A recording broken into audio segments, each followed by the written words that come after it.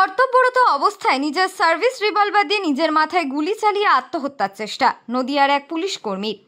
উত্তর 24 পরগনার গোপালনগর থানার 10 মাইল এলাকায় নাকা চেকিং এর আউটপোস্টে ডিউটি পরিবর্তনের সময় নাকা চেকিং এর দায়িত্বে থাকা কনস্টেবল নিজের সার্ভিস রিভলভার দিয়ে নিজের মাথাতেই গুলি চালিয়ে আত্মহত্যার চেষ্টা করেন ওই কর্তব্যরত পুলিশ কর্মী। পরিবারের কাছ থেকে জানা গিয়েছে, গুরুতর জখম অবস্থায় প্রাথমিকভাবে তাকে বনগাঁ মহকুমা হাসপাতালে নিয়ে যাওয়া হয়।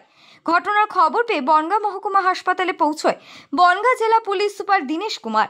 পরে তার অবস্থার অবনতি হলে তাকে কলকাতার SSKM হাসপাতালে স্থানান্তর করা হয়েছে। পুলিশ সূত্রে খবর, আহত ওই কনস্টেবলের নাম বিভাস ঘোষ। তিনি গোপালনগর থানার SAP 2 নম্বর ব্যাটালিয়নের কনস্টেবল ছিল। দীর্ঘদিন ধরে নার্ভের ওষুধ খাচ্ছিলেন বিভাস। নিজের মাথায় গুলি চালিয়ে আত্মহত্যার চেষ্টা নিয়ে তৈরি হয়েছে ধোঁয়াশা।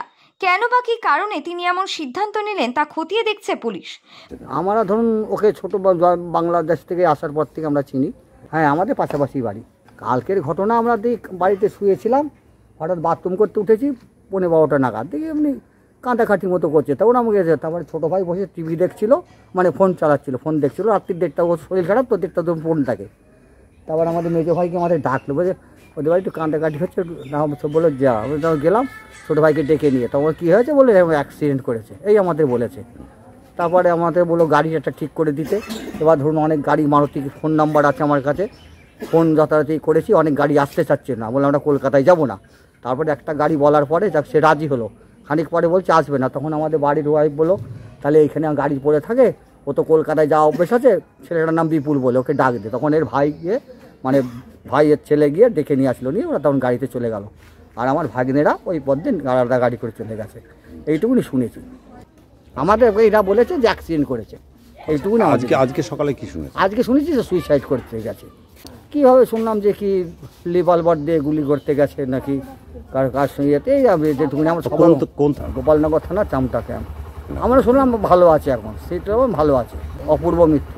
প্রসঙ্গত, বছর 3 আগে রাজ্য পুলিশের কনস্টেবলের চাকরি পান নদিয়ার কৃষ্ণনগরের কোতোয়ালি থানার অন্তর্গত বিষ্ণুপুর গ্রামের বাসিন্দা বিভাস ঘোষ। বয়স মাত্র 28। 3 মাস আগে তার বিয়ে হয় মৌসুমীর সঙ্গে।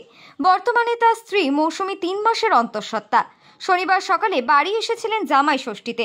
এরপর বিকালে কর্মক্ষেত্রে ফিরে যান বিভাস। দেখলাম ওখানে লোকজন জড়ো হয়ে রয়েছে। তারপরে ওখান থেকে আসার পথে যে অফিসার ছিল, ওনারা সবাই মানে কান্না করার মতো অবস্থা। তো আমরা সবাই মিলে ধরে গাড়িতে করে নিয়ে আসি। তারপরে এই মর্মান্তিক ঘটনা। স্বভাবতই কর্তব্যরত কনস্টেবলের এই আত্মহত্যার চেষ্টায় ঘটনায় নদিয়ার কৃষ্ণনগরের বাড়িতে রীতিমতো ভেঙে পড়েছে প্রত্যেকেই। সকলেই চাইছেন দ্রুত সুস্থ হয়ে উঠুক তাদের সন্তান। ব্যুরো রিপোর্ট, সংবাদ যখন 24x7।